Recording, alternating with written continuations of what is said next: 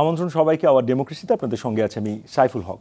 দর্শক, বর্তমান সরকারের আমলে দায়িত্ব পালন করা সাবেক সেনাপ্রধান আজিজ আহমেদের বিরুদ্ধে দুর্নীতির দায়ে যুক্তরাষ্ট্রের নিষেধাজ্ঞা এবং পুলিশের সাবেক আইজিপি বেনজির আহমেদের দুর্নীতির মাধ্যমে বিপুল সম্পদ অর্জনের ফিরিস্তি সামনে আসায় কিছুটা অস্বস্তিতে পড়েছে আওয়ামী লীগ।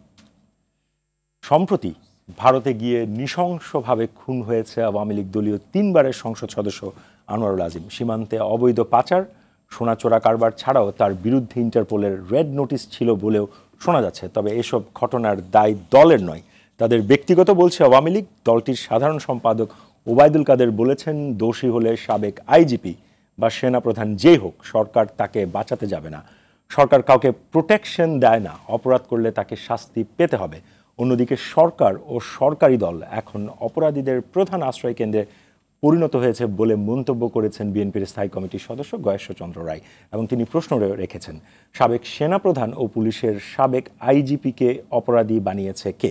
দর্শক, এমন প্রেক্ষাপটে আজ আমাদের আলোচনার বিষয় ব্যক্তির দুর্নীতি ও রাজনীতির দায়। আর এই বিষয়ে আলোচনার জন্য আমাদের সঙ্গে আজ স্টুডিওতে রয়েছেন আওয়ামী লীগ দলীয় সাবেক সংসদ সদস্য, যুবলীগের প্রেসিডিয়াম সদস্য ব্যারিস্টার সেলিম আলতাফ জর্জ, রয়েছেন বিএনপি দলীয় সাবেক সংসদ সদস্য ব্যারিস্টার রুমিন ফারহানা, এবং রয়েছেন সাবেক সংসদ সদস্য জাতীয় পার্টির অতিরিক্ত মহাসচিব ব্যারিস্টার শামীম হায়দার পাটোয়ারি।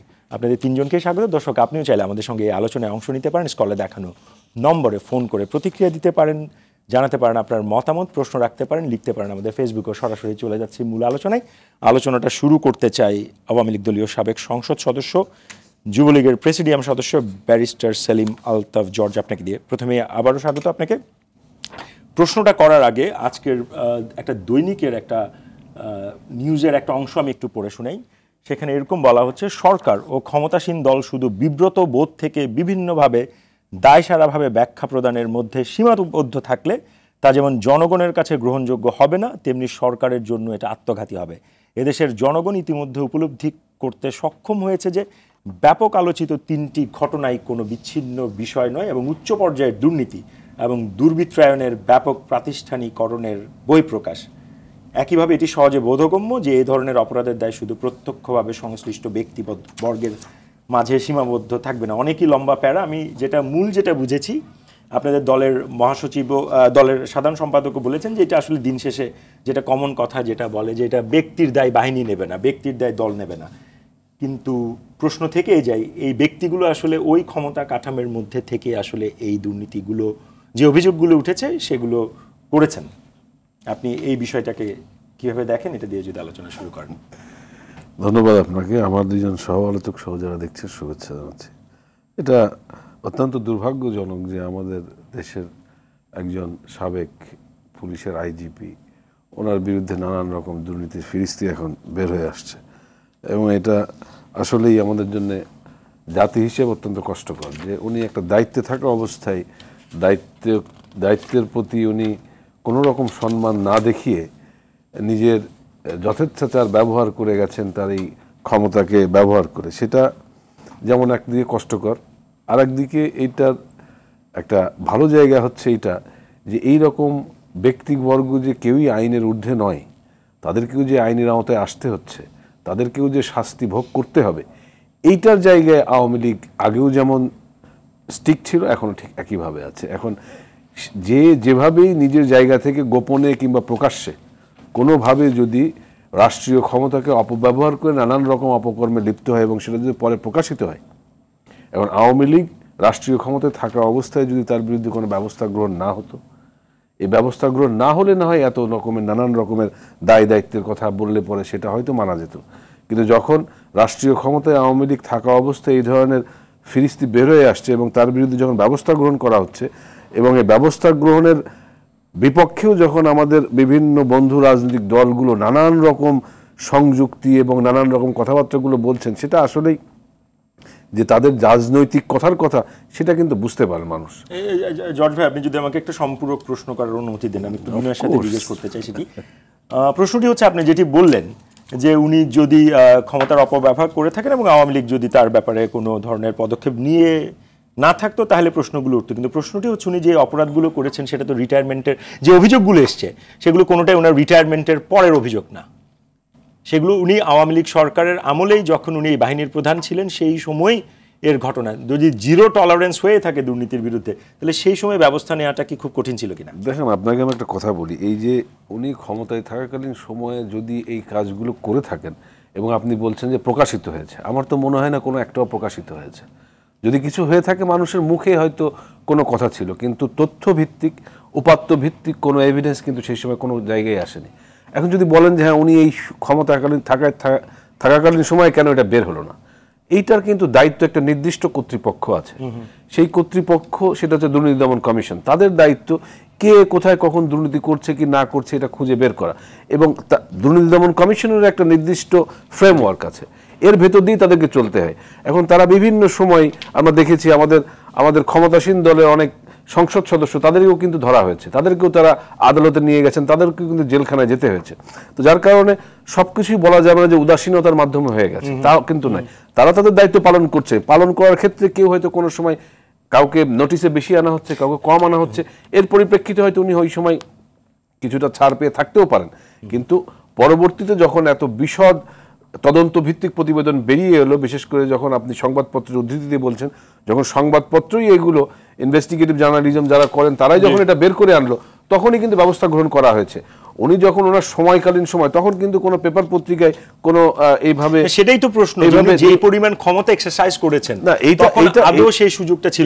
এইটা কিন্তু আমার কাছে এই প্রশ্নটা না করে যে সমস্ত নিউজ পেপার দিয়েছে তাদের কাছে প্রশ্ন করলে ভালো হবে, যে কেন তারা ওই সময়টা বের করেনি, তারা বলতে পারবে। কেননা এই যে আপনার ধারাবাহিকভাবে ওনার যে সমস্ত 82টা দলিল কি 50টা দলিল নানান রকমের কথাবার্তা বলা হচ্ছে, এই কথাগুলো কিন্তু 6 মাস আগেও কেউ বলে নাই। উনি যখনই রিটায়ারমেন্টে গেলেন তখনই এই সমস্ত কথাবার্তা, সেটাই তো সবচেয়ে সেফ জোন ওই সময় বলা। যখনই বের হয়ে আসলো এগুলো, তখনই কিন্তু সরকার বিন্দু মাত্র কালক্ষেপণ করেনি, তাদেরকে কিন্তু আইনের আওতায় আনা হচ্ছে। জি, নিশ্চয়ই। ধন্যবাদ। আমি আবারও ফিরবো, যেতে চাই ব্যারিস্টার রুমিন ফারহান আপনার কাছে। আপনাকে স্বাগত আমাদের অনুষ্ঠানে। যেমনটা বলার চেষ্টা করলেন যে সরকার আসলে বিন্দুমাত্র কালক্ষেপণ করে নাই, উনি অনেকগুলো কথাই বলেছেন যে সরকারের আসলে সদিচ্ছা আছে বলেই আসলে তাৎক্ষণিক ব্যবস্থা নেওয়া হচ্ছে। আপনি বক্তব্যটা যদি একটু বিশ্লেষণ করেন।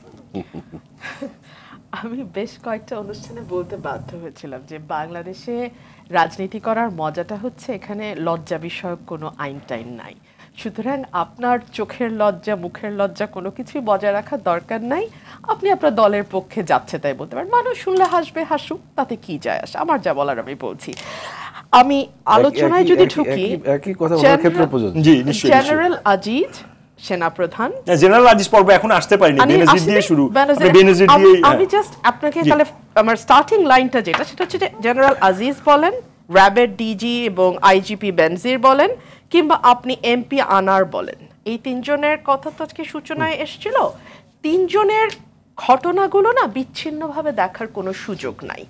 কেন নাই সেটা আপনি যখন আলোচনা করবেন তখন আমি না হয় ব্যাখ্যা করব। র্যাবের বা ডিজি বা আইজিপি বেনজিরের ব্যাপারটা খুব চমৎকার। হঠাৎ এক শুভ সকালে আমরা দেখলাম যে একটা জাতীয় দৈনিক বেশ বড়, মানে পাতার পর পাতা ইনভেস্টিগেটিভ রিপোর্ট বের দিলেন, যেখানে অবিশ্বাস্য সব সম্পদের তথ্য আসা দেখলাম আমরা। এবং এতটাই সম্পত্তি, এত বেশি এত বেশি এত বেশি যে আসলে শুরু থেকে যখন শেষ পর্যন্ত আলাদিনের চেরাগ রিপোর্টটা পড়ে শেষ করলাম, আমি দেখলাম শুরুতে কি কি সম্পত্তি ছিল আমি আসলে ভুলে গেছি। সুতরাং যার সম্পত্তি তারও যে খুব ভালো মনে থাকবে এটা আশা করার কিছু নাই। সে কারণেই সম্ভবত র্যাবের ডিজি দীর্ঘ সময় নিলেন এটার একটা ব্যাখ্যা দিতে। সম্ভবত প্রায় মাসখানেক পরে তিনি একটা লাইভে আসলেন এবং তিনি তার ব্যাখ্যা দিলেন। সেই ব্যাখ্যাও খুব যৌক্তিক ব্যাখ্যা বলে মনে হয়নি। কেন হয়নি সেটা সেই সময় যখন টকশো করেছি আমি ব্যাখ্যা দিয়েছি। উনি বেশিরভাগ সম্পদেরই কোনো স্পেসিফিক সোর্স অফ ইনকাম বা কোন খাত থেকে তিনি আয় করেছেন সেটা বলতে পারেননি। তিনি বেশিরভাগ সম্পদের দায় শ্বশুরের ঘাড়ে চাপিয়ে দিয়েছেন এবং শ্বশুরের ব্যাপারে তিনি বলছেন পারিবারিক ব্যবসা।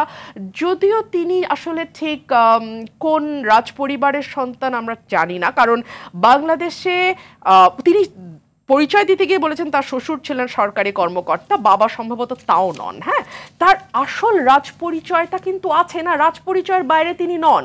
গোপালগঞ্জের টুঙ্গিপাড়ায় তার বাবার বাড়ি। সুতরাং তিনি রাজ পরিবার থেকে খুব দূরে অবস্থান করেন না এবং তার জায়গাটাই ভৌগোলিকভাবে বাংলাদেশের এমন একটা জেলায় তার জন্ম, কোটালীপাড়া এবং আরেকটা কি পাড়া আছে না, টুঙ্গিপাড়া, হ্যাঁ, এই দুটো মেলানো জায়গায় তিনি বিভৎস সম্পত্তি বানিয়েছেন এবং ম্যাক্সিমামই তার স্ত্রীর নামে। মজার কথা হচ্ছে 114 একর জমি ক্রোক করবার একটা আদেশ আদালত সম্ভবত দিয়েছে। 4টি গুলশানের ফ্ল্যাট আছে, আমি ঠিক জানি না 4টা ফ্ল্যাটের দাম আসলে কত হতে পারে, 40 কোটি। যেটি এখানে যেটি দেওয়া হয়েছে একটি হচ্ছে 53 লাখ টাকা, আরেকটি হচ্ছে আপনার 54 লাখ টাকা। তাই যদি হয় আমি আসলে সেটা আগামীকালই কিনতে রাজি আছি, যদি উনি বিক্রি করেন আর কি। গুলশানের একটা ফ্ল্যাট 53 লাখ টাকা, সাউন্ডস গুড, isn't it? তো যাই হোক, বলা তো যায় অনেক কিছু না। তো এই সম্পদের ব্যাপক সম্পত্তি একটু যদি দেখি, এটা ওই ইনভেস্টিগেটিভ রিপোর্টেরই একটা অংশ। 112 একর কেনা হয়েছে তিনি র্যাবের ডিজি এবং আইজিপি থাকা অবস্থায়। সুতরাং ক্ষমতার সাথে এটা কিভাবে কানেক্টেড বুঝতে খুব কষ্ট হওয়ার কিছু নাই। এবং বাংলাদেশকে আজকে যেই জায়গায় নিয়ে যাওয়া হয়েছে, আমাদের একটা বাহিনীর উপর স্যাংশন আসা, বাহিনীর কর্মকর্তাদের উপর স্যাংশন আসা, বাংলাদেশে গুম বিচার বহির্ভূত হত্যাকে রাষ্ট্রীয় কুটির শিল্পে পরিণত করা, হ্যাঁ, এই কাজগুলা ডার্টি জব যেটাকে আমরা বলি, এই ডার্টি জবগুলা না এই আজিজ বা বেনজির, আনার, এই টাইপের লোকজন এত বছর করেছে। আমি কিন্তু এই যে নামগুলো বলছি, এটা কিন্তু আমি কোনো ব্যক্তি বলছি না। আপনি পুলিশে ঢুকলে সামনে এসছে বলে আমরা বলছি, অ্যাবসলিউটলি আপনি পুলিশে ঢুকলে অনেকগুলো বেনজির পাবেন।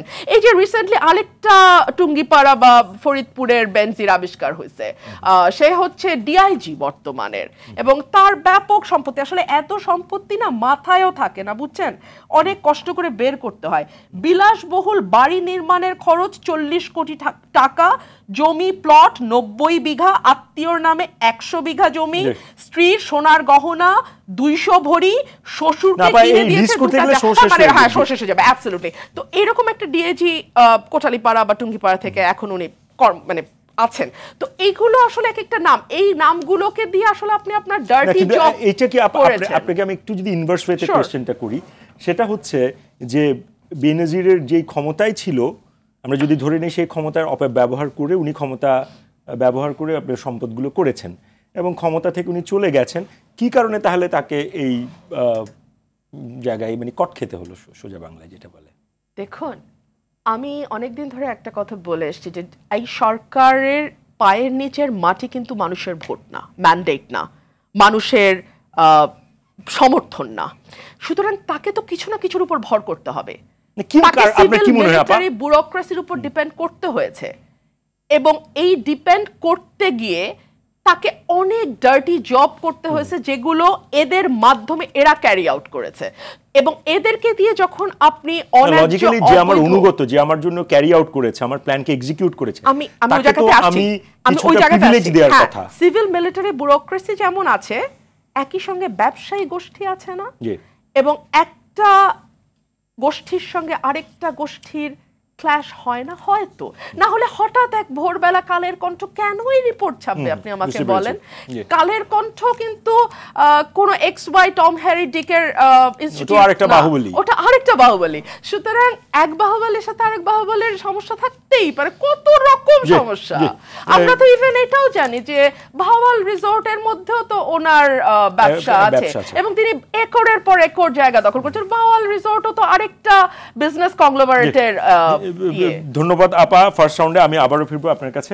এবারে যেতে চাই, আমাদের সাথে আরেকজন অতিথি আছেন, সাবেক সংসদ সদস্য এবং জাতীয় পার্টির অতিরিক্ত মহাসচিব ব্যারিস্টার শামীম হায়দার পাটোয়ারি।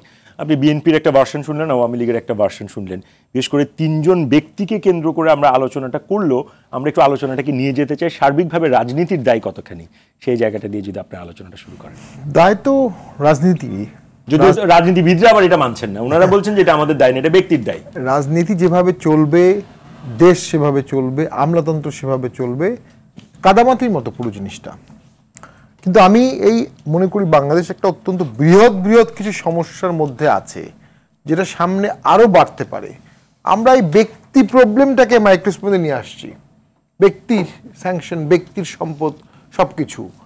বাংলাদেশের লোন কত, বাংলাদেশের ইম্পোর্ট ডিফিসিট কত, বাংলাদেশের রেমিটেন্স আসতেছে কত, বাংলাদেশের লোনে ইনস্টলমেন্ট দিতে হবে কত, বাংলাদেশে 2-4টা বড় বড় মেগা প্রজেক্ট থেকে আয় হচ্ছে কত, ইনফ্লেশন কত, এই সব কিছু যখন আপনি মানে একজন অর্থনীতিবিদের সাথে আলোচনা করবেন, কোনো ভালো কনক্লুশন ইকোনমিক্যালি আমাদের এখানে আসবে না। এবং সেই কনক্লুশনটা যদি খারাপ আসে, তার মানে কি? তার মানে দেশের ব্যয় তো অনেক বাড়িয়ে ফেলা হয়েছে, লোন তো নিয়ে নেওয়া হয়েছে, ইন্টারেস্ট দিতে হবে, ইনস্টলমেন্ট দিতে হবে, ইম্পোর্ট করতে হবে, 16 কোটি লোককে খাওয়াতে হবে। সেখানে বাংলাদেশে একটা অনেক বড় বড় বড় বড় সমস্যার মধ্যে বিদ্যমান আছে।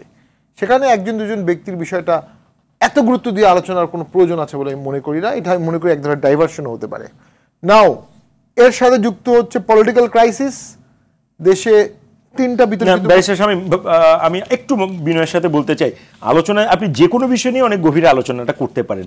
আপনি কোনটা প্রায়োরিটি দেবেন বা নিউজ পেপার কোনটা আসলে তার এজেন্ডা করবে, সেটাও তার পলিসির সাথে কানেক্টেড।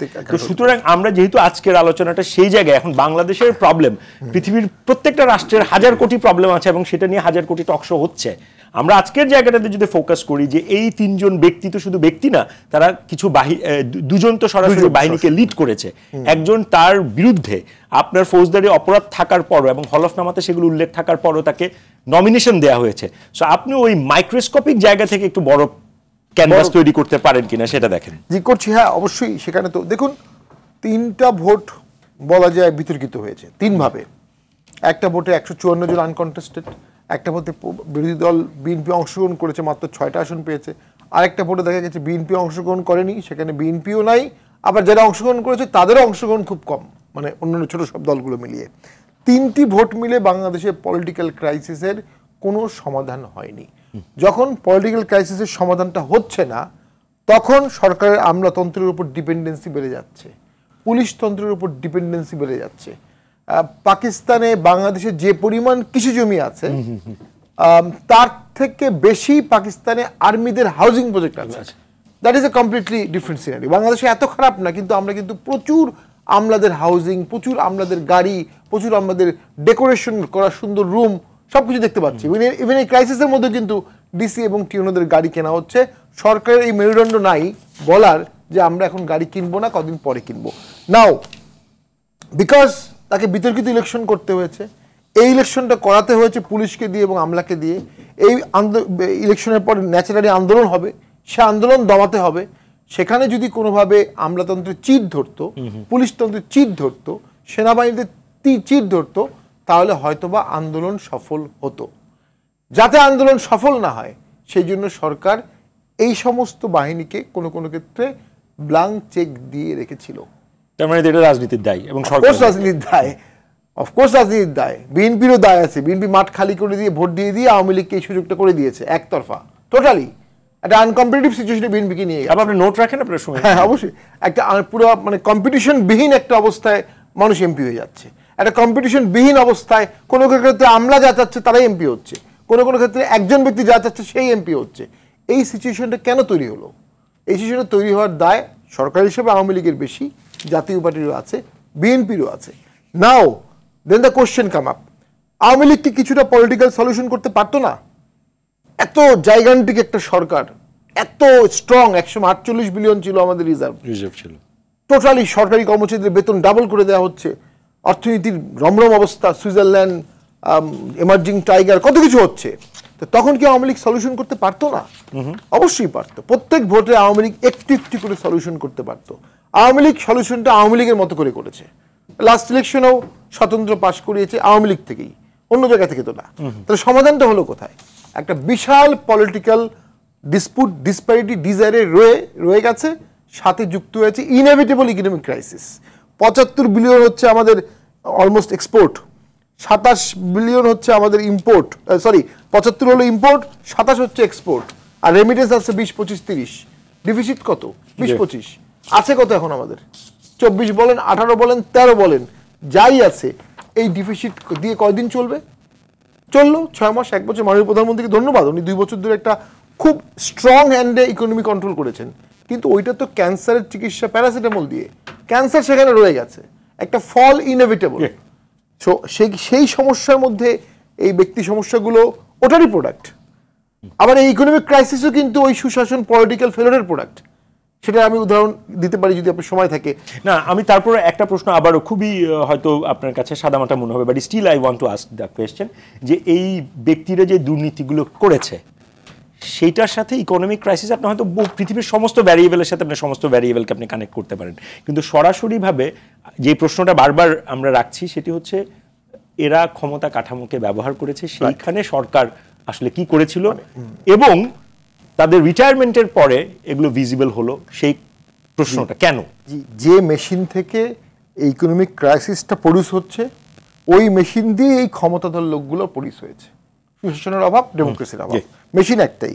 এবং আপনাকে আমি ইকোনমিক ক্রাইসিসের কারণে দু একটা উদাহরণ দিচ্ছি। জাস্ট আমাদের যে ক্যাপাসিটি চার্জ 90,000 কোটি টাকা দিতে হয়েছে, আরো বেশি, এখনো নাকি প্রায় 50,000 কোটি টাকা বাকি আছে। আর আজকে পড়লাম আমাদের একটা টানেল করা হয়েছে, বঙ্গবন্ধু টানেল চিটাগাঙে, সেখানে আপনার ডেইলি খরচ হয় 11 লক্ষ টাকা, সরি ডেইলি খরচ হয় 37 লক্ষ টাকা, ইনকাম হয় আর ডেইলি আয় হয় 11 লক্ষ টাকা, 26 লাখ টাকা তাহলে আপনি 26 লাখ টাকা ডেইলি ডিভিশন। আমি আবারও আপনার কাছে আসবো, আবারও যেতে চাই ব্যারিস্টার সেলিম আলতাফ জর্জ আপনার কাছে। সেটা হচ্ছে এবারের আওয়ামী লীগের যে নির্বাচনী ইশতেহার, সেখানে জবাবদিহিমূলক সুশাসন নিশ্চিতের লক্ষ্যে 6 প্যারাগ্রাফের আপনার একটা অধ্যায় আছে এবং প্রচুর প্রতিশ্রুতি দেয়া হয়েছে হাউ টু রিডিউস এবং কার্ভ দুর্নীতি। কিন্তু আসলে সেই ইশতেহার, এবং আমরা বারবার শুনছিলাম যে এবার দুর্নীতির বিরুদ্ধে জিরো টলারেন্স, এখন সেই টলারেন্সের কারণেই কি বেনজির, আজিজ, যদি আজিজের বিষয়টা ভিন্ন, কারণ আজিজের বিষয়টা আমেরিকান, মানে এভাবে আপনাকে একটু অ্যাডভান্টেজ দিয়ে আপনি একটু বলতে চান কিনা আমি নিজে অ্যাডভান্টেজ নিয়ে? একটু বলি, রবিন ফারহানা তার বক্তব্যে যেভাবে কথা শুরু করলেন তার একটু আমি সংযুক্তি দিই এভাবেই, যে এই দুর্নীতির কথা যে এইভাবে সরকার ইচ্ছাকৃতভাবে নিজেদের সমস্ত দায় এদের ঘাড়ের উপরে চাপিয়ে দিয়ে তাদের স্বার্থ হাসিল করেছে, বিধায় তারা এই সমস্ত ব্ল্যাঙ্ক চেক পেয়ে গেছে, কাজ করে গেছে। আসলে যখন বেগম খালেদা জিয়া প্রধানমন্ত্রী থাকা অবস্থায় কালো টাকা সাদা করেছিলেন, তখন কিন্তু এই দুর্নীতির প্রশ্ন সবাই তার বিরুদ্ধে করেছিল। সে প্রধানমন্ত্রী থাকা অবস্থায় কিভাবে একটা মানুষ কালো টাকা সাদা করে? লজ্জা শরমের কথা বলছেন উনি। লজ্জা শরম না হয় আপনার বেনজিরের নাই, তো লজ্জা শরম কি খালেদা জিয়ারও ছিল না? উনি তো দেশের প্রধানমন্ত্রী ছিলেন। তো সেই লজ্জার কথা আসলে ওনাদের আগে নিজের আয়নাটা চেহারায় দেখা উচিত, যে ওনার প্রধানমন্ত্রী যখন নিজের অন্যায়ভাবে ইনকাম করা টাকা দেশের মানুষের সামনে সাদা করার জন্য দিলেন, তখন লজ্জাটা আসলে আরো বেশি হওয়ার কথা ছিল। যাই হোক, সেটা যখন হয় না, সবার অবশ্য সব ধরনের লজ্জা থাকেও না, কি আর করার আছে। এবার আপনি আসেন দুর্নীতিবাজদের কথা, যে জিরো টলারেন্স দেখাল। আমি বলি শুনেন, এগুলো তো ধারাবাহিক ক্রমাগতভাবে ধীরে ধীরে ধীরে ধীরে বিল্ড আপ হয়েছে দেশে, এ তো আর একবারে এরকম হয়ে যায়নি। আপনার তাদের ভারপ্রাপ্ত চেয়ারম্যান তারেক জিয়া সাহেব এবং তার ছোট ভাই, তো তাদের টাকা দেশের বাইরে পাচার হয়নি, সে টাকা ফেরত তো আনা হয়েছে। তো মানে প্রমাণিত পাচার করেছেন ওনারা, দেশের প্রধানমন্ত্রী থাকা অবস্থায়, প্রধানমন্ত্রী সন্তান থাকা অবস্থায় ওনারা তো এই কর্মকাণ্ডগুলো করেছেন, সেটাও প্রমাণিত। সেইগুলোর দায় ওনারা নেবেন না, ভুলে গেছেন হয়তোবা। এইবার আপনি আসেন আরেকটা প্রশ্ন। প্রশ্নটা ছিল যে আপনারা যেহেতু দুর্নীতির ব্যাপারে জিরো টলারেন্স বলেছেন, সেইটার কারণেই বেনজিরের জিরো টলারেন্সটা আমাদের আগেও ছিল, এটা আমরা আগেও বলেছি, এখনো বলে যাচ্ছি। এখন শামীম হায়দার পাটোয়ারি আরেকটা কথা বলেছে যে এইভাবে মানে ক্ষমতাকে কেন্দ্রীভূত রাখার জন্য নানান বাহিনীকে ব্যবহার করে এগুলো করা হচ্ছে। এগুলো ইন জেনারেল আমরা বলছি, কিন্তু সার্বিকভাবে যদি আপনি বিবেচনা করেন, যখন এই কারিগরি বোর্ডের চেয়ারম্যান সার্টিফিকেট বিক্রি করছে তার ওয়াইফকে দিয়ে, এটাও কি সরকার তার উপরে নির্ভর করেছিল? নির্ভর তো করেছিল না। তো তার মানে ওইখানেও দুর্নীতি গিয়েছে, তার উপর তো সরকারের কোনো রকমের ঘটনা নেই। তারপরে আপনি আসেন এই যে বিভিন্ন ই কমার্স যারা বিজনেস করে, তারা তো আমরা দেখছি প্রতিনিয়ত মানুষকে কিভাবে ঠকিয়ে টাকাগুলো দেশের বাইরে পাচার করছে। তার মানে বুঝতে হবে যে আমাদের সমাজে এই দীর্ঘ সময় ধরে এই একটা অসুখ ভিতরে বাড়তে বাড়তে বাড়তে বাড়তে এই জায়গায় গিয়েছে। এই জায়গাতে যাবার পরে যখন কোনো সরকারি কর্মকর্তার কোনো বিষয় আসলে পেপার পত্রিকার সামনে আসে, তখন স্বাভাবিকভাবে ইচ্ছাকৃতভাবে আমাদের যে সমস্ত বিরোধী রাজনৈতিক দল আছে তারা এগুলোকে ইন্ডিকেট করতে পছন্দ করে, কারণ এই কথাগুলো বললে হয়তো তাদের কিছু রাজনৈতিক বাজার আছে, রাজনৈতিক ফায়দা হতে পারে। কিন্তু সেইগুলোর বাইরে যেও যে আমাদের সামাজিক যে অসুখটা, এই অসুখের ক্ষেত্রে আমরা রাজনৈতিক দল হিসাবে কে কি কাজ করছি, কার দায়িত্ব কোনখানে কিভাবে পালন করছি, সেইগুলো আলোচনায় আসা। নিশ্চয়ই সেই অসুখ নিয়ে আমরা আলোচনা করব বিরতির পর। দর্শক, আওয়ার ডেমোক্রেসি অনুষ্ঠান নিচ্ছে ছোট্ট বিরতি, আমাদের সঙ্গে থাকুন, ফিরছি একটু পরে।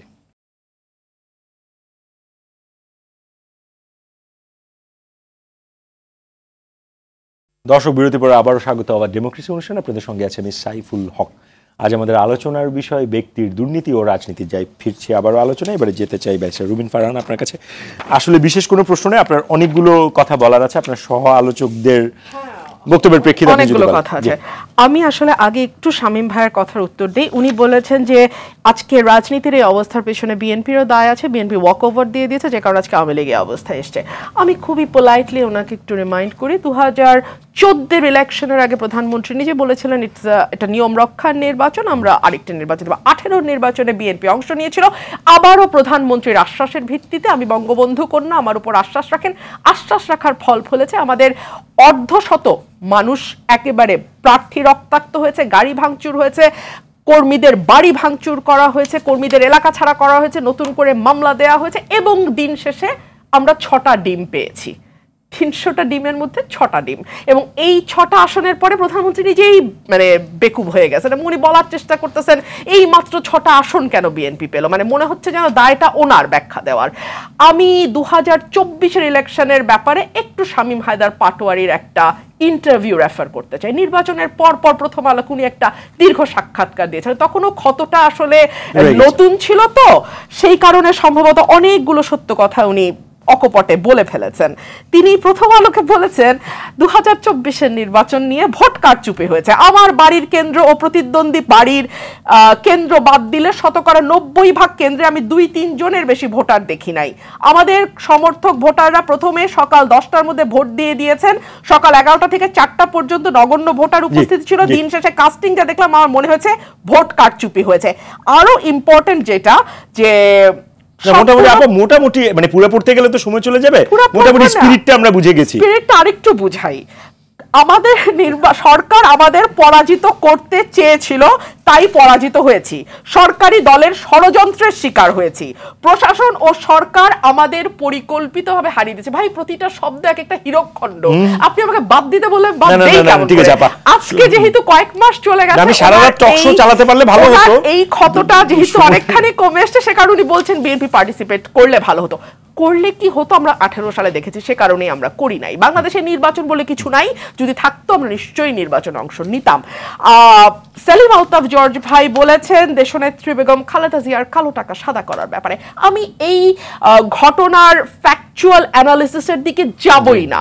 আমি যদি on the face of it ধরেও নেই উনি যা বলছেন সেটাই সঠিক, একজন আইনজীবী হিসেবে এবং একজন আইন প্রণেতা হিসেবে তিনি কালো টাকাকে বলছেন অবৈধ টাকা। নো, কালো টাকা মানে অবৈধ টাকা নয়, বা সোর্স অফ ইনকাম জানা নাই এমন টাকা নয়। কালো টাকা মানে হচ্ছে যেই টাকাটির উপর আমি কর দেই নাই, ঠিক আছে? সুতরাং কর না দিলে পরবর্তীতে, বা কর দিতে আইনজীবীর ভুল হতে পারে, আমার ভুল হতে পারে, কোনো একটা যদি হয়, কারো ভুলে যদি কর দেওয়া আমার বাকি থাকে, তাহলে আমি সেটা পরে দিয়ে দেব, সেটাই কালো টাকা সাদা। ওনার মতন একজন তুখোর আইনজীবী এবং আইন প্রণেতা কেন এটাকে অবৈধ টাকা বলছেন আমি জানি না। আসলে অবৈধ টাকার মধ্যে ওনারা ভাসেন, ডোবেন, চারপাশে অবৈধ দেখেন, তো সম্ভবত সে কারণেই বলেছেন যে একবারে তো এমন অবস্থা হয় নাই। আমি এই কথাটা যখন আওয়ামী লীগের কেউ বলেন আমার খুব মজা লাগে, মনে হয় যেন মাত্র 7ই জানুয়ারিতেই তারা নির্বাচন করে আসলো। না ভাই, ফর গডস সেক, গত 16 বছর ধরে তারা কাকড়ার মতো এই দেশের ক্ষমতা আঁকড়ে বসে আছে। আমি কাকড়ার মতো বলছি এ কারণেই যে বাংলাদেশের মানুষের সাথে এই দলটির আসলে কোনো রকম কোনো সংযোগ নাই। আনার সাহেবের মৃত্যু মানে নৃশংস একটা হত্যাকাণ্ড। আপনি মিলিয়ন মিলিয়ন ভিউর কথা আসলে আমরা ব্রেকের আলোচনা করছিলাম, আপনি একটু কমেন্টগুলোতে যাবেন তো হাজার হাজার কমেন্ট পাবেন। আপনি দেখেন তো কয়টা আলহামদুলিল্লাহ আপনি পান? 5000 কমেন্টের মধ্যে 4900টাই আপনি পাবেন আলহামদুলিল্লাহ। আরেকজন মন্ত্রী, সরকারের অতি প্রভাবশালী মন্ত্রী, আমি নাম বলবো না, তিনি এখন হাসপাতালে আছেন এবং তিনি জনগণের দোয়া চেয়েছেন। আমি জাস্ট আউট অফ কিউরিওসিটি দেখতে গেলাম মানুষ কি কমেন্ট করছে। আপনাদের মানে হাসপাতাল থেকে বাসায় এসেছেন এমনই কথা বেশ কিছু আজকে রাতের খবর বাসায় এসেছে। আমি আসলে ওনার লজ্জাটা ঢাকার জন্য বলতে চাচ্ছিলাম না। মানুষ মানে আল্লাহ প্লিজ নিয়ে যাও, ওনাকে আর রাখার দরকার নেই, আল্লাহ তুমি নিয়ে যাও, আল্লাহ তুমি আজরাইল পাঠাও। প্রতিটা কমেন্ট একটা দেশের মানুষের ঘৃণা কত তীব্র, মানে আমার মনে হচ্ছে যে আমিও ব্যক্তির জায়গায় থাকলে আমি রিজাইন করতাম। একটা মন্ত্রিত্বের জন্য মানুষের এই তীব্র ঘৃণা ইনকাম করাটা আসলে কতটুকু যৌক্তিক, এই প্রশ্নও থাকে। তারেক আর কোকো সাহেবের টাকা বিদেশ থেকে আনার কথা ওনারা খুব গর্ব করে বলেন। আমি একটু বিনীতভাবে বলি, বাংলাদেশ ফাইন্যান্সিয়াল ইন্টেলিজেন্স ইউনিট বলে একটা সংস্থা বাংলাদেশে আছে, তারা অ্যাবসলিউটলি তারা 1058 জনের নাম বলেছিল টাকা পাচারকারী, 1058 জন। তারা কাদের কাদের টাকার ব্যাপারে ইনভেস্টিগেট করছে একটু যদি বলতেন। অথবা যখন অর্থমন্ত্রী আহমদ মোস্তফা কামাল ছিল এবং পররাষ্ট্রমন্ত্রী ছিল মোমেন সাহেব, তখন সংসদে মোমেন সাহেব বলেছিলেন যে আমি অ্যাটলিস্ট কানাডার বেশ কয়েকজনকে জানি যারা বেগম পাড়ায় অবৈধভাবে টাকা নিয়ে বাড়ি করেছে, তাদের ব্যাপারে কি একটা নাম আমি না বললে হবেই না। ঠিক আছে, একদম আমাদের ভূমিমন্ত্রী সাইফুজ্জামান না সম্ভবত ওনার নাম, উনি লন্ডনের অর্ধেক পশ এলাকা কিনেই ফেলছেন ভাই। ওইসব পশ এলাকায় কোনোদিন আমরা সেইন্সবারেও যাই নাই যে জিনিস কিনবো, তো সেই টাকা উনি প্রায় অর্ধেক কিনে ফেলছে। এই টাকাগুলো আসলে কোথা থেকে আসছে? একদম বিনয়ের সাথে একটা প্রশ্ন করি, আমি একটা প্রশ্ন করি, আপনি কি এইটা কি বলতে চান যে বিএনপির আমলে ক্ষমতা এই পাওয়ার স্ট্রাকচার ব্যবহার করে রাজনীতিক নেতারা বা যারা আপনাদের দলের ক্ষমতা ধরছিলেন তারা কোনো ধরনের দুর্নীতি করেন নাই, এরকম বলার এই সুযোগটা নেবেন আপনি? আমি যতদূর জানি আপনি 2001 থেকে 6 নিতান্ত শিশু ছিলেন না। না না না, আমার ম্যাচিউরড একজন মানুষ। আপনি নিজে বলেন তো তখনকার অবস্থার এখনকার অবস্থার তুলনা করতে পারেন? আমি কম্প্যারিজনে যাচ্ছি না, আমি এই আপনি কি এই অ্যাডভান্টেজটা নিতে চান কিনা যে বিএনপির আমলে আওয়ামী লীগের মতো করে না হলেও হয়েছে, সেটাকে আপনি এন্ডোর্স করেন? আমি দুটো জায়গায় একটা বেসিক ডিফারেন্স আছে। 91 থেকে 96 কিংবা 2001 থেকে 2006 ভোটে নির্বাচিত সরকার, তাদেরকে কোনো অলিগার্ক পুষতে হয় নাই, তাদেরকে কোনো সিভিল মিলিটারি ব্যুরোক্রেসির উপর ডিপেন্ড করতে হয় নাই। তাদের মানুষের ভোটের দরকার ছিল, এবং ভোটের দরকার থাকলে না আপনাকে অনিচ্ছাকৃতভাবে অনেক কিছু করতে হয়। যেমন আমি উদাহরণ না দিয়েই পারছি না, মোদির নানান সমালোচনা, তাই না? কিন্তু মোদির সময় আয়ুষ্মান ভারত করতে বাধ্য হয়েছে। মোদির সময়ে কিন্তু 81 কোটি মানুষকে 5 কেজি করে চাল প্রতি মাসে, একেবারে দরিদ্র মানুষ যারা বিনা পয়সায় দিতে মোদি বাধ্য হচ্ছে। যতই সে ধর্মের কার্ড খেলে নিজেকে এখন অবতার দাবি করুক না কেন, তাকে কিন্তু একই সঙ্গে এগুলোও করতে হয়েছে। মমতাকে স্বাস্থ্য সাথী করতে হয়েছে। সুতরাং ভোটের একটা পাওয়ার আছে। আমি আবারও যদি সুযোগ পাই আপনার কাছে আসবো লাস্ট রাউন্ডে, যেতে চাই ব্যারিস্টার শামীম পাটোয়ারি আপনার কাছে, যেই কথাগুলো বললেন যে আপনিই বললেন যে বিএনপির একটা দায়ী আছে এই রকম অবস্থা হওয়ার জন্য, যেটা আপনার সমালোচক একেবারে ভেহেমেন্টলি ডিনাই করলেন। হ্যাঁ, উনি বিএনপি করে, উনি তো দায় অবশ্যই করবে। আমি কিন্তু জাতীয় পার্টির দায়টা স্বীকার করেছি যে আমাদেরও কিছু দায় আছে। 14 সালে যখন ভোটটা একতরফা হলো তখন, এবং আপনার ইন্টারভিউ নিয়ে অনেকখানি বলেছেন যে নির্বাচন ওটা মুখস্থ করেছেন উনি বা দেখে পড়েছেন, এবং ওটা নিয়ে অনেক আলোচনা হয়েছে। একই রকম কথা হাসানুল হক ইনিও বলেছে, এবং আমরা মনে করি কথাগুলো আমরা ওন করি। কেন হয়েছে এটা? এখানে আমাদের যদি বিএনপি মাঠে থাকতো, ভোটে থাকতো, তাহলে এই অবস্থা হতো না। তাহলে যেটা হতো, যেহেতু একটা স্যাংশন দেয়া ছিল, যেহেতু একটা ভিসা নীতি করেছিল আমেরিকা, যেহেতু প্রশাসন যত সাহসী হোক তারা এইসব জিনিসকে ভয় পাওয়ারই কথা, যখন মাঠে কম্পিটিটিভনেস থাকতো তখন সেখানে হয়তোবা সরকার এভাবে অন্যায় কিছু করতে সুযোগ পেত না বা করতো না। রাজনীতিতে কম্পিটিটিভ আনাটা তো রাজনীতিবিদের দায়িত্ব। আমি ফ্যাক্টর, আমি কম্পিটিটর, এটা তো আমাকে প্রমাণ করতে হবে। বিএনপি একটা অ্যামেজিং কম্পিটিটর। বিএনপির আন্দোলনে কোনো সাফল্য নাই এখন পর্যন্ত। মানে ওই আমি একটু আগে বলছিলাম যে আমাদের ছোটবেলায় গ্রামের লোকজন বলতো হাইকোর্ট দেখাবো, হাইকোর্ট দেখাবো মানে জমিদারকে হাইকোর্ট পর্যন্ত নিয়ে যেত, সরকারি কর্মচারীদের হাইকোর্ট পর্যন্ত নিয়ে যেত। অ্যাপিলেট ডিভিশন দেখানোর টার্ম আসতো 111-এ, মানে তখন হাইকোর্ট যা রায় দিত অ্যাপিলেট ডিভিশন চেম্বার যা স্টে করে দিত, তখন বলা হলো অ্যাপিলেট ডিভিশন দেখাচ্ছে। এখন বিএনপি বা অন্যরা হয়তো আমেরিকা দেখাচ্ছে। কিন্তু ভোটে এসেও কিন্তু বিএনপি একটা হিউজ প্রেশার ক্রিয়েট করতে পারতো। এখন যে প্রেশারটা ক্রিয়েট হচ্ছে এক্সটার্নাল প্রেশার, যেটা ইকোনমিকে তছনছ করে দিতে পারে, যেটা স্ট্রাকচারকে তছনছ করে দিতে পারে, এবং ওই তছনছ করা স্ট্রাকচারের দেশকে বিএনপিও চালাতে পারবে না। ওইখানে আমি বলছিলাম যে হয়তো বা সুযোগ ছিল, এবং দায়টা বেশি আওয়ামী লীগের। কেন? আপনারা যে ফেসবুকে রেফারেন্স দিলেন মানুষ আওয়ামী লীগের উপর খুবই বিরক্ত, তার মানে নির্বাচনে আসলে জিতেও যেতেন। অবশ্যই ফেসবুকে প্রচুর কমেন্ট আওয়ামী লীগের বিরুদ্ধে হয়। এই যুদ্ধে আওয়ামী লীগ পরাজিত, তবে অনেক ডিজিটাল ক্রিয়েটর বলে একটা ফেসবুক, সো ইউ আন্ডারস্ট্যান্ড, এগুলো অনেকগুলো পেইড সার্ভিসও করা যায়। বাট হ্যাঁ, ওভারঅল এখানে প্রচুর নেগেটিভ কমেন্ট আমার বিরুদ্ধে প্রচুর হয়। 2014 সালের ভোটের আগেই সুরঞ্জিত সেনগুপ্ত একটা মন্তব্য করেছিলেন যখন এরশাদ স্যার বললেন আমি ভোট করব না, যে আমাদের মনে হয় ভোটটা একটু পিছিয়ে দেওয়া উচিত। এবং এই ভোটের পরেও আওয়ামী লীগের খুব সম্ভবত আশরাফ সাহেবই বলেছিলেন যে একটা উপনির্বাচন রি-ইলেকশন আমরা করব, এবং সবাই কিন্তু ভেবেছিল যে একটা রি-ইলেকশন হবে। কেউ ভাবেনি যে 5 বছর ওই 14 সালের সরকারটি থাকবে। ওইখান থেকেই কিন্তু একটা ইনস্টিটিউশনগুলোকে too much politicize, over centralization of power, bank নষ্ট করা, যতগুলো ব্যত্যয় ঘটেছে ওই একতরফা ভোটের কারণেই ঘটেছে। কারণ ওই সরকারটাকে টিকে থাকতে বুরুক্কিসিকে প্যাসেজ দিতে হয়েছে, বুরুক্কিসি আবার ওই সরকারকে টিকিয়ে রেখেছে। এরকমও হতে পারে কিনা আমরা যদি মানে যুক্তিটা একটু পেছন থেকে দেখি, যে সরকার মোটামুটি যেহেতু সেটেল ডাউন করে গেছে, যদি আমি ধরে নেই যুক্তিটা, তাহলে আপনার এখন যাদের উপর ভর করে তারা এই ঘটেছে সেটেল ডাউন হয়েছে, তাদেরকে আমি স্কেপগোট বানালাম, আমি জিরো টলারেন্স দেখালাম, অসুবিধা কি? এটা হইতে পারে কিনা? এখন এটা হইতে পারে কিনা? হবে। আপনি কতজনকে বানাবেন? মানে না, আমার সামনে যেটাই আসবে সেটাকে আমি বানালাম। জিরো টলারেন্স এগেইনস্ট, মানে জিরো টলারেন্স মানে তো তাই, eyes for eyes will make the entire world blind।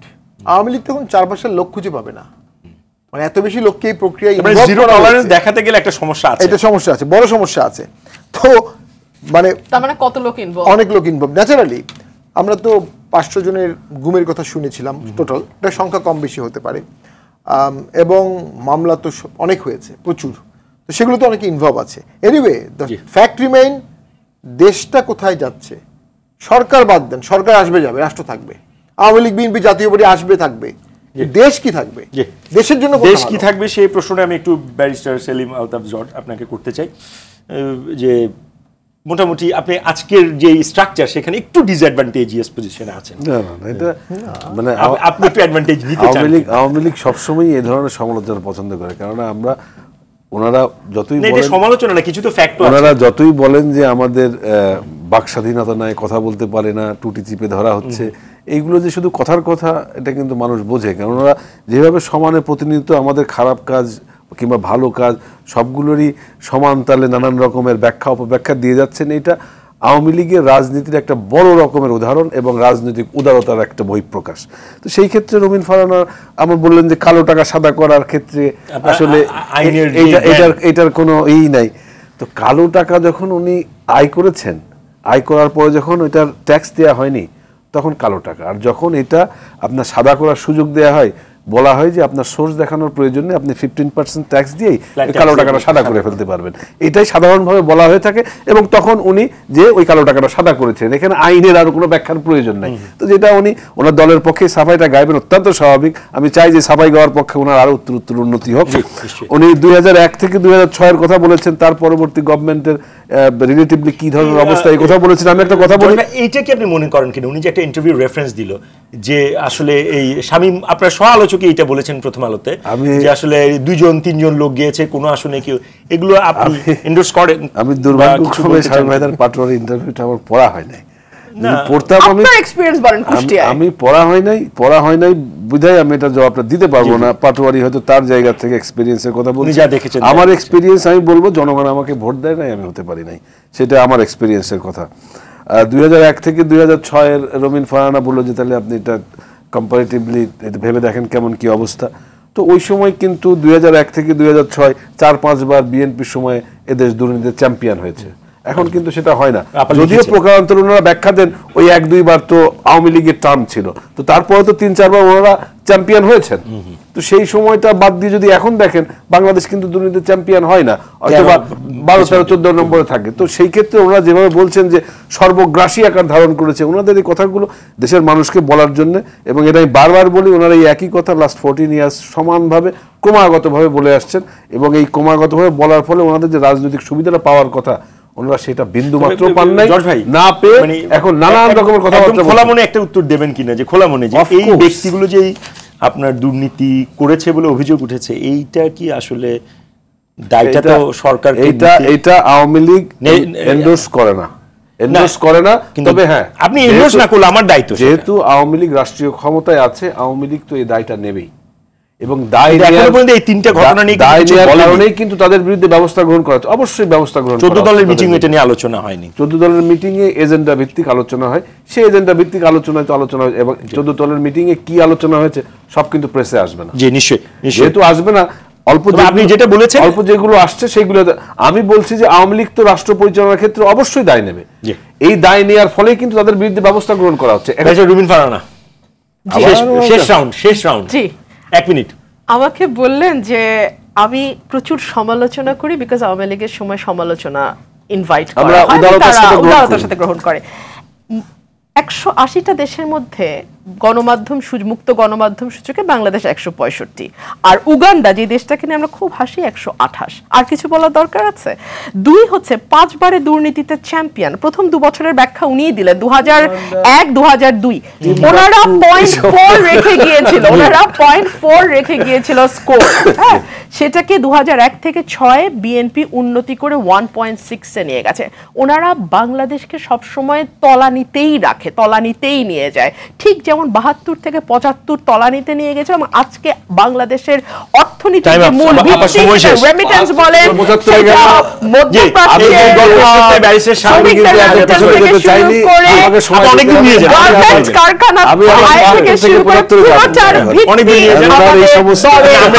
আমাদের মধ্যমণি একটা পলিটিক্যাল সলিউশন দরকার, এবং দীর্ঘদিন একটা পলিটিক্যাল সলিউশন না হওয়ার কারণে আজকে এই সমস্যাটা হচ্ছে, কাপলড উইথ ইকোনমিক ক্রাইসিস। আরেকটা কি হচ্ছে, পলিটিক্যাল সলিউশনের পুলিশ বা পলিটিক্যাল প্রবলেমের পুলিশ সলিউশন হয়েছে, পুলিশ দিয়ে আন্দোলন দমানো হয়েছে। এটা তো একবার দুবার হতে পারে, রিপিটেডলি 15 বছর তো হতে পারে না। একটা আলোচনা, একটা ডায়ালগ, একটা আস্থা দরকার ছিল। সে আস্থাটা আওয়ামী লীগ অনেক ক্ষেত্রে নষ্ট করেছে, অনেকের ক্ষেত্রেই করেছে, বিএনপির সাথে কিছু করেছে তা না, 14 দিনের মধ্যেও করেছে। জি, তো সেই জায়গাটায় সলিউশনের জন্য একটা ডায়ালগ, আবার সংলাপ। জি সংলাপ। আপনাদের সকলকে অসংখ্য ধন্যবাদ। দর্শক, আওয়ার ডেমোক্রেসি আজ এই পর্যন্ত, অনুষ্ঠানটি শেষ করছি। জানিয়ে রাখছি, আওয়ার ডেমোক্রেসি অনুষ্ঠানটি শুক্র থেকে রবিবার রাত 11টা 20 মিনিটে সরাসরি সম্প্রচার হয়। দেখার আমন্ত্রণ হলো, সবাইকে অসংখ্য ধন্যবাদ।